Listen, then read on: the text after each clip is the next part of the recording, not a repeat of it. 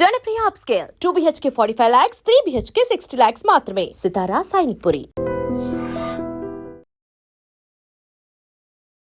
మోంతా తీవ్ర తుఫాను effect Visakha harbour పైన చాలా సుస్పష్టంగా మనకి కనపడుతోంది.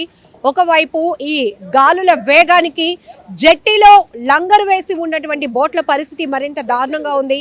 ఇలాంటి ప్రకృతి విపత్తులు ఏవొచ్చినా కూడా మాకు కంటి మీద కునుకు లేకుండా ఉంటుంది. ఎందుకంటే ఇప్పటికే లక్షలు పెట్టి మేము బోట్లు తయారు చేయించుకున్న వేటకు వెళ్ళడానికి సిద్ధంగా ఉన్నా ఒక్కొక్కసారి వేటలో ఉంటుండగానే తుఫాను హెచ్చరికలు ఉంటే కనుక ఇమీడియట్గా వచ్చేస్తూ ఉంటాం. సో ఆ డీజిల్ ఖర్చు కానీ కళాశీలు మొత్తం బోట్లో 9 మంది వెళ్ళిన వాళ్ళు కూడా నిరాశగా తిరిగి వచ్చేసే పరిస్థితులు ఉంటాయి.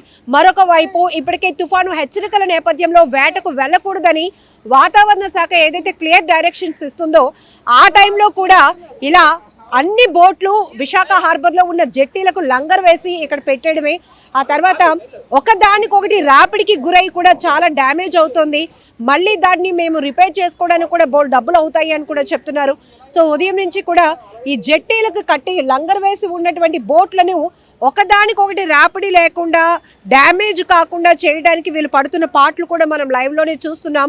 ఇక్కడ నించోని చూస్తుంటేనే కళ్ళు తిరుగునట్టు కనపడుతున్నాయి. మరి వాళ్ళు మాత్రం అలా బోట్లు గాలుల వేగానికి ఊగుతున్నప్పటికీ కూడా వాటిని జాగ్రత్త పరుచుకునే ఏర్పాట్లలో వాళ్ళైతే ఉన్నారు. ప్రజెంట్ ఒక అబ్బాయి, ఒక బోట్ ఓనర్ మనతో పాటు ఉన్నారు, అతనితో మాట్లాడదాం. సో తుఫాన్లు వచ్చేటప్పుడు జనరల్గా కామన్ పబ్లిక్ బయటకు రాకుండా ఇంట్లోనే జాగ్రత్తగా ఉండాలి అనేది ఒక పరిస్థితి. మీది అలా కాదు, నిత్యం సముద్ర వేటే మీకు ఉంటుంది. తుఫాన్లు వచ్చినప్పుడు ఎలాంటి సిచ్యువేషన్స్ ఉంటాయి? తుఫాన్లు వస్తే మేము సముద్రం వైపు రావాలి. ఈ బోట్లు ఏమవుతున్నాయా, ఎక్కడెక్కడ ఏ కన్నాలు అడిపోతున్నాయా అవన్నీ సేఫ్టీ ఇలా చూడండి ఎలా అవుతున్నాయో, ఇలా టైర్లు వేయడం, ఏమైనా అవి కన్నాలు అడిపోతే దానికి మరమ్మతులు చేయించడం. అలా ఇదే సమయంలో కళాశాల 9 మంది ఉంటారు, వాళ్ళకి జీవనోపాధి కూడా అయిపోతుంది. వాళ్ళ ఖర్చు మమ్మల్ని అడుగుతూ ఉంటారు. మేము ఉంటే ఇస్తాం, లేకపోతే అలా మేమేం చేయలేం. మరి ఈ తుఫాన్లు వచ్చాయి కాబట్టి మీరు మీ ఇంటి దగ్గర ఉండాలి.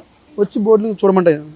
బోర్డు దగ్గరికి వచ్చి వాళ్ళ ఈ బోర్డు మనం కాపాడితే కదా మనం రేపు మళ్ళీ తిరిగి వేడకెళ్ళడం బాగుంటుందని చెప్పేసి వాళ్ళకి ఇది ఆధారం కాబట్టి మళ్ళీ వచ్చి దీన్ని కాపాడుకోవాలి కాబట్టి దీన్నే చూడమని చెప్తాం. మొత్తం 11 జెట్టీలో ఎన్ని బోట్లు ఉంటాయండి మనకి హార్బర్? 800 బోట్లు ఉంటాయి. 800 బోట్లు ఉంటాయి. ఇప్పటికే తుఫాను హెచ్చరికలు ఉన్న నేపథ్యంలో 4 రోజుల క్రితం మా బోటు నిన్నే వచ్చింది.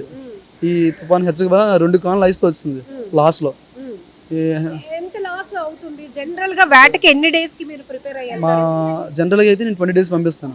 ఇప్పుడు 10 డేస్ కి వస్తుంది. అంటే ఆయిల్ 2800 ఆయిల్ లీటర్లు కాలిస్తుంది. అది దగ్గర 2 లక్షల సుమారు ఉంటుంది. ఇప్పుడు ఎంత లేదన్నా ₹1,00,000 తగ్గుతూ ఉంటాను అది తెచ్చిన ఫిషింగ్ మీద. అలా ఇప్పుడు అదే విధంగా దానికి వచ్చే ఇప్పుడు బోట్లు ఏమో రాపిడి గురయ్యి అవి మరమ్మతులు చేయించుకోవాలి. అవన్నీ పక్క ఇప్పుడు ఉందండి, ఈ సైడ్ అంతా డ్యామేజ్ అయిపోద్ది.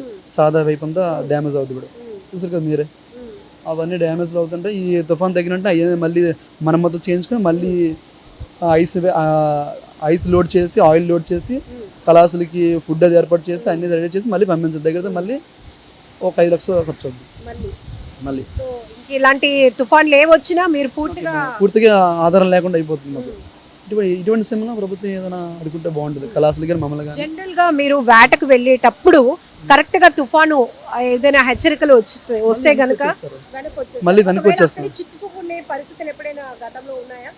ఇప్పుడు యాక్చువల్ అయితే నిన్నైతే లంగర్ వేసినా ఇటువంటి గాలికి వాళ్ళు ఉండలేరు.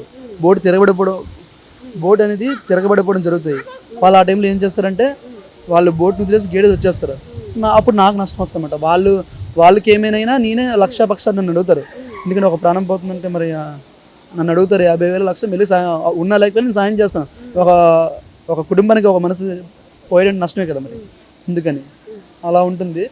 ఇటువంటి తుఫాన్ సమయంలో అయితే లంగర్ వేయడానికి అవ్వదు. ఒక పోర్ట్లోకి వెళ్తేనే అవుద్ది, బయట లంగర్ వేయడానికి ఛాన్సే లేదు. నియర్ బై అంటే దగ్గరలో ఉన్న ఏ పోర్ట్కి లేదంటే వీళ్ళు బోట్ అనేది ఇంకా డ్యామేజ్ అవుతుంది. పక్కాగా రావడానికి ట్రై చేయాలి. లేదంటే ఒడ్డుకి వెళ్ళిపోయి మాకు డ్యామేజ్ ఎక్కువ వస్తుంది.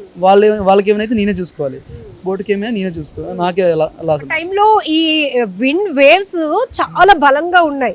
ఇక్కడ ఉంటేనే మనం జనరల్ గా ఆదమర్చుంటే ఎగిరిపోతామా అన్నట్టు స్థాయిలో ఉంది. అంటే సీకి దగ్గరగా ఉంటే బోట్లో అలాంటి ప్రయాణం సముద్రం మీద ఉన్నప్పుడు వీళ్ళ సిచ్యువేషన్స్ ఎట్లా ఉంటుందండి? వాళ్ళు ఆ టైంలో అయితే వాళ్ళు ఉండరు మ్యాక్సిమం మాకు చెప్తారన్నమాట, ఇలా ఉంది పొజిషన్ ఇలా ఉంది, ఆ టైంలో మేము ఉండలేకపోతున్నాం ఏ దరికి అంటే ఆ టైంలో చూడు అలా అక్కడ వడ్డీ ఏముంటుందో ఆ వడ్డీకి బోటుని తీసుకెళ్ళిపోవడం గట్రా అలా చేయడం ట్రై చేస్తారు. అలా ఉన్న ఇంక మరి ఉండలేరా అడవిలో. అందుకనే ముందుకుండా మేము ఫోన్ చేసుకొని అక్కడ ఉండే పోటీకి వెళ్ళమని చెప్తాం. ఎప్పుడైతే జరిగిందో అక్కడ బానిపడి పోటీ ఏదో ఉంది శ్రీకాకుళం దగ్గర, అక్కడ వెళ్ళమన్నాం. అలా అయినా భయపడిపోయారు, ఈ తుఫాను పెద్దనగా భయపడిపోయి మేము ఏదో రకంగా ఛాన్స్ లేదనగల్లే, వెనక్కి కూడా వెళ్ళే పరిస్థితి లేదనగల్లే, మరి వచ్చేయండి ఏదో రకం చూసుకుంటాం అని చెప్పేసి వచ్చేయమన్నాం అనమాట. జనరల్ గా తండేల్ మూవీ లాంటి కొన్ని సినిమాలు మత్స్యకారుల మీద లైఫ్ స్టైల్ చూపించినప్పుడు అది కొంత గ్రాఫికల్ అయినా కూడా అమ్మో ఎంత భయంకరంగా వాటర్ ఫ్లోటింగ్ అందులో చూపించినట్టుగానే ఉంటుంది.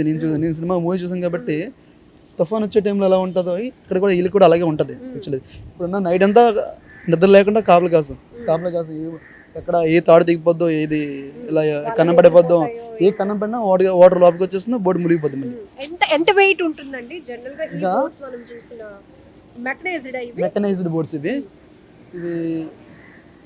దగ్గర ఎంత 1500 టన్నులు ఉంటుంది అండి. 1500 టన్నుల దాకా ఉంటుంది. ఎందుకంటే ఒక ఐస్ కెపాసిటీ నేను 20 టన్నులు వేస్తాను. అందులో ఇంచి వెయిట్ ఎంత లేదన్నా ఒక 100 కేజీలు ఉంటుంది, 300 కేజీలు ఉంటుంది. తాడు కలిపి ఇంచి రోప్ ఉంది కదా, అది ఒక 200 కేజీలు ఉంటుంది. అలా టోటల్ వెయిట్ దగ్గర. వేటకు అనుకూలమైన పరిస్థితులు ఏ సీజన్ లో ఉంటాయి, ప్రతికూలమైన పరిస్థితులు ఏ సీజన్ లో? మనం ఎక్కువ వింటర్ లో ఎక్కువగా తుఫాన్లు అవి చూస్తాం. మీకు కరెక్ట్గా చెప్పాలంటే 10 నెలల దాకా ఏటలు బాగుంటాయండి. ఫస్ట్ 5 నెలల 15 నుంచి 10 నెలల దాకా ఏటలు బాగుంటాయి. అక్కడ నుంచి డల్, అక్కడ నుంచి అంటే మెకానిజం ఇలా ఉంటుంది. ఈ 10-11 నెలలు మాత్రం చాలా భయంగా ఉంటారు. ఇప్పుడు మా వాళ్ళని పోట్లో కట్టమని చెప్పాను, అయినా వాళ్ళు భయపడుతుంటే నాకు భయం వేసి 10 రోజులు అవుతుంది బోట్ వెళ్ళి. ఆ టైంలో ఏం చేశానంటే మరి తప్పదు కదా, మరి వాళ్ళ ప్రాణాలే నాకు ముఖ్యం కాబట్టి మీ భవిష్యత్తు వాళ్ళు బాగుంటే మళ్ళీ ఆడికి పంపించని ఉద్దేశంతో వచ్చేమని చెప్పాను. అది సో ఇన్ని రకాలుగా మనం జనరల్గా చూస్తే మత్స్యకారులు కావచ్చు, బోట్ ఓనర్స్ కూడా 9 మంది కళాశీలతో సహా డ్రైవర్ కళాశీలు ఎంతమంది ఉంటారు జనరల్గా ఒక బోట్ వేటకి వెళ్ళాలంటే? మా బోట్లో అయితే 9 మంది, మెకనైజ్డ్ బోట్లో 9 మంది ఉంటారండి. అది మినిమం 9 మంది ఉంటారు. థర్డ్ బోట్కి అయితే 11 మంది 12 మంది ఉంటారు. వాళ్ళు ఇంకా డీప్కి వెళ్తారు. అది సో ఇది ఎంతవరకు ఎన్ని మైళ్ళ వరకు ఇది ఎంతవరకైనా లిమిట్ వెళ్తారు. కానీ మన లిమిట్ మాకు ఉంది కాబట్టి, బంగ్లాదేశ్ ఉంది కాబట్టి 370 ఆ లిమిట్ దాకా వెళ్ళి వచ్చేస్తారు. ఆ లిమిట్ క్రాస్ చేసి వెళ్ళరు. వీళ్ళకి కూడా కొంచెం భయం ఉంది. ఈ దాన్ని ఏమంటారు, నాన్ బోటు పడవలు అంటారు కదా, మర పడవలు లాంటివి. వీళ్ళు ఏంటంటే ఇప్పుడు ఈ మధ్యలో ఏమవుతుందంటే దరి సైడ్ అంటారు మేడం, మీటర్ 20 మీటర్ 40 మీటర్ దాకా యాడ్ చేయనివ్వట్లేదు వాళ్ళు. వెళ్ళినా సరే వాళ్ళు ఏమంటే అది మా లేదు, యాక్చువల్లీ చేసుకోవచ్చు మేము, వాళ్ళ పడవల వాళ్ళు వచ్చి ఇది మా ఏరియా, మీరు మెకానిజం పడుతుంది లోపలికి డీప్కి వెళ్ళి యాడ్ చేసుకోండి అన్నట్టుగా ఏ ఊరు వాళ్ళు ఆ ఊరిలో అక్కడ యాడ్ చేస్తూ ఉంటే వాళ్ళు ఒప్పుకోవడం లేదు. యాక్చువల్లీ అయితే చాలామంది బోట్లకి కొట్టేయడం, ఈ ఏరియాకి వచ్చి యాడ్ చేస్తారా, అలా కూడా జరుగుతున్నాయి. యాక్చువల్లీ అయితే ఎక్కడైనా యాడ్ చేసుకోవచ్చు, గవర్నమెంట్ ఆర్డర్ ప్రకారం మనం ఎక్కడైనా యాడ్ చేసుకోవచ్చు. కానీ వీళ్ళైనా తీర ప్రాంతంలో ఉండే సరిహద్దుల్లో ఉండే వాళ్ళు ఇది మా ఏరియా, ఇక్కడ ఎందుకు యాడ్ చేస్తున్నారు, దరి సైడ్ నుంచి యాడ్ చేయదు, డీప్గా యాడ్ చేసుకోండి అంటున్నారు అన్నమాట. అలా జరుగుతుంది. సో ఇది ప్రస్తుతానికి మోంతా తీవ్ర తుఫానుగా మరికొన్ని గంటల్లో తీరం దాటబోతున్న నేపథ్యంలో ఇప్పటికే తుఫానుగా కొనసాగుతున్న పరిస్థితుల్లోనే ఎలాంటి భయంకరమైన సిచ్యువేషన్స్ మనకి ఆంధ్రప్రదేశ్లోని కొన్ని జిల్లాల్లో కనపడుతున్నాయి. సో మరీ ముఖ్యంగా విశాఖ లాంటి తీర ప్రాంతం, సముద్ర తీర ప్రాంతం ఉన్న చోట విశాఖ హార్బర్లో మనం పరిస్థితి ఎలా ఉందో తెలుసుకోవడానికి వచ్చాం. ఇక్కడ చూస్తే కనుక బోటు యజమానులు, మత్స్యకారులు కూడా, ఎందుకంటే ఇదే వాళ్ళ జీవనాధారం కాబట్టి అటు ఓనర్ అయినా కళాశీలైనా పూర్తిగా దీని గురించి వరి అవ్వాల్సిన పరిస్థితి ఉంటుంది. ఇది బాగుంటే, ఈ బోట్స్ బాగుంటే ఓనర్ బాగుంటాడు, ఓనర్ బాగుంటే 9 మంది కుటుంబాలు బాగుంటాయి. అలానే ఈ బోట్ల పైనే ఆధారపడే వాళ్ళు కూడా సేమ్ ఫీలింగ్తో ఉంటారు.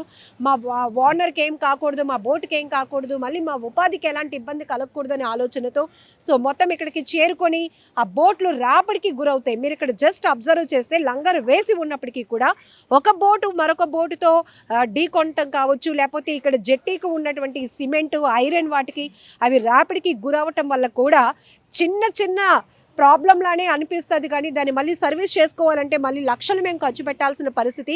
అయితే ఇలాంటి అనుకోకుండా వచ్చేటటువంటి తుఫాన్లు, ఆకస్మికంగా వచ్చే తుఫాన్ల వల్ల మేము మరింత నష్టపోతున్నాం.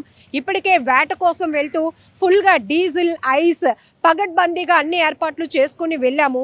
వెళ్ళిన 2 రోజులకే తుఫాన్ ఉంది, తీరానికి వచ్చేయాలి అని హెచ్చరికలు వచ్చిన నేపథ్యంలో మళ్ళీ వెనక్కి వచ్చేసాము నిరాశతో. ప్రాణాలైనా ఉంటే చాలు, తర్వాత మళ్ళీ పని చేసుకొని బతుకుదామనే ఆలోచనతో నష్టాల్లో ఉన్నప్పటికీ కూడా తీరానికి వచ్చేసాము అంటూ కూడా బోటు ఓనర్స్ అయితే చెప్తా ఉన్న పరిస్థితి ఉంది.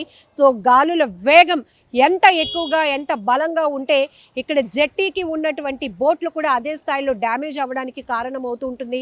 వలలు ఎగిరి పడతాయి, ఎందుకంటే ఇలా కట్టలు కట్టలుగా కట్టున్నారు. కానీ ఇప్పుడు మనకి ఈ విండ్ స్పీడ్ ఎంత ఎక్కువగా ఉంటే కనుక అంతగానే వీళ్ళు భారీగా నష్టపోయే ప్రమాదం కూడా ఉంటుంది.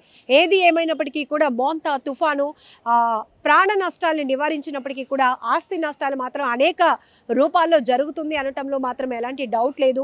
ప్రస్తుతానికి మాత్రం మత్స్యకారులందరూ కూడా అమ్మ గంగమ్మ పరిస్థితిని చక్కదిద్దు, చల్లగా చూడు, ఈ తుఫాన్లు వల్ల మాకేమీ డ్యామేజ్లు కలగకుండా, నష్టపోకుండా చూడు తల్లి అంటూ కూడా ఈ మత్స్యకారులందరూ కూడా గంగమ్మను వేడుకునే పరిస్థితులు అయితే ఇక్కడ కనబడుతున్నాయి.